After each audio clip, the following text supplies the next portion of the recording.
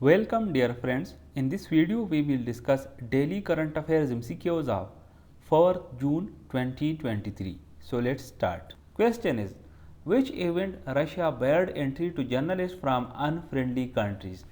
Russia ने recently एक event के बारे में ये स्टेटमेंट दी है कि इस इवेंट में जो अनफ्रेंडली कंट्रीज़ के जर्नलिस्ट हैं उनको इजाज़त नहीं दी जाएगी कि वो इस इवेंट को अटेंड करें।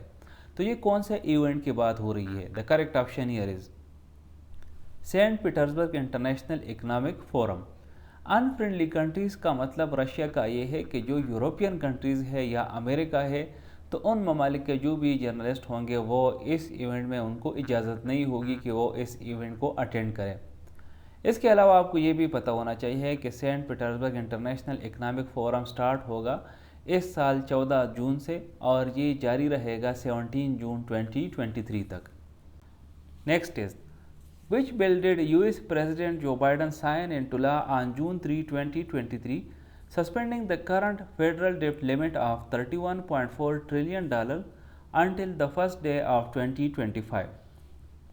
अगर आप करंट अफेयर्स को रूटीन से फॉलो करते हैं तो आपको पता होगा कि यूनाइटेड स्टेट्स इस वक्त एक क्राइसिस में चला गया था, क्योंकि गवर्नमेंट के साथ जो लिमिट था डेप्ट लेने का तो वो 31.4 ट्रिलियन डॉलर्स था और American government already 31.4 trillion dollars का कर्ज़ा ले चुकी है। ये कर्ज़ा उन्होंने बॉन्ड्स की शक्ल में या इस तरह के मुख्तलिफ़ शक्लों में उन्होंने ली थी। अमेरिकन गवर्नमेंट को और कर्ज़ा चाहिए था अपने प्रोजेक्ट्स वगैरह को फाइनेंस करने के लिए, लेकिन एज़ पर द लॉ वो और कर्ज़ा नहीं ले सकती थी क्योंकि उनको नया लेजिस्लेशन करना पड़ा। इसी वजह से अमेरिकन गवर्नमेंट ने अभी रिसेंटली एक नई लेजिस्लेशन की। नए लेजिस्लेशन के तहत जो लिमिट था 31.4 ट्रिलियन डॉलर का वो सस्पेंड हो गया और अब 2025 के फर्स्ट डे मतलब 1 जनवरी 2025 तक अमेरिकन गवर्नमेंट और डेप्ट ले सकती है। इसमें अब ये मेंशन नहीं है कि कितना डेप्ट ले सकती है। तो ज़्यादातर जो माहिरीन है, इकनॉमिक एनालिस्ट है, वो यही कह रहे हैं कि it could go to 4 trillion dollars, मतलब अमेरिका का जो कर्ज़ा है वो 4 ट्रिलियन डॉलर्स तक पहुंच सकता है। तो इससे रिलेटेड यूएस प्रेसिडेंट जो बाइडन ने जो बिल साइन किया है, इस बिल का नाम किया है, the correct option here is the fiscal responsibility act of 2023। Next is, what was identified as the cause of Odisha crash that resulted in the deaths of over 300 people according to the railways minister? आपको पता होगा कि 2 दिन पहले India के state Orissa में एक बहुत ही लीथल और ख़तरनाक ट्रेन एक्सीडेंट हुआ था जिससे तकरीबन 300 के करीब लोग मर गए हैं और कोई 1000 के करीब लोग जो है वो ज़ख्मी हो चुके हैं। तो रिसेंटली इंडिया के रेलवे मिनिस्टर का एक स्टेटमेंट आया है।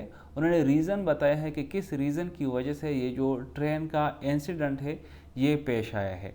तो उन्होंने रीज़न किया दिया है, the correct option here is signalling system error. Signalling system error की वजह से इन ट्रेन्स का एक्सीडेंट हो गया है। Next is, on which date did the Pakistan International Airlines PIA aircraft grounded at Kuala Lumpur International Airport finally arrive in the country? कुछ दिन पहले PIA का एक जहाज़ कुआलालंपुर इंटरनेशनल एयरपोर्ट पे ग्राउंड किया गया था कुछ लीगल रीज़न्स की वजह से, और लीगल रीज़न्स यही थे कि जिस कंपनी ने ये जहाज़ लीज़ पे दिया था PIA को, वो कह रही थी कि उनके कोई 4.5 मिलियन डॉलर्स बकायाजात है जो कि अभी तक उनको पे नहीं हुए हैं। तो इंडोनेशिया के एक लोकल कोर्ट ने आर्डर जारी किए कि इस एयरक्राफ्ट को ग्राउंड किया जाए और उसको उड़ने की इजाज़त न दी जाए। तो फिर उस टाइम पे मुसाफिरों को दूसरे जहाज़ में बिठाया गया, लेकिन अब ये जहाज़ जो है ये पाकिस्तान वापस पहुंच चुका है। तो किस तारीख को ये पाकिस्तान में आखिरकार वापस पहुंच गया? The correct option here is June 3, 2023। Next is, which European countries will Pakistan's Minister of State for Foreign Affairs Hina Rabbani visit on her week-long trip starting from June 5, 2023? Pakistan के वज़ीर ममलिकत बराए ख़ारिज अमूर हिना रब्बानी 5 जून 2023 से एक हफ़्ते की ट्रिप पे यूरोप रवाना होगी। तो यूरोप में वो कौन कौन से ममालिक का विज़िट करेगी? The correct option here is Norway, Sweden, Denmark and Belgium. Here it is the end of this video. I will see you in the next video. Till that time, stay blessed.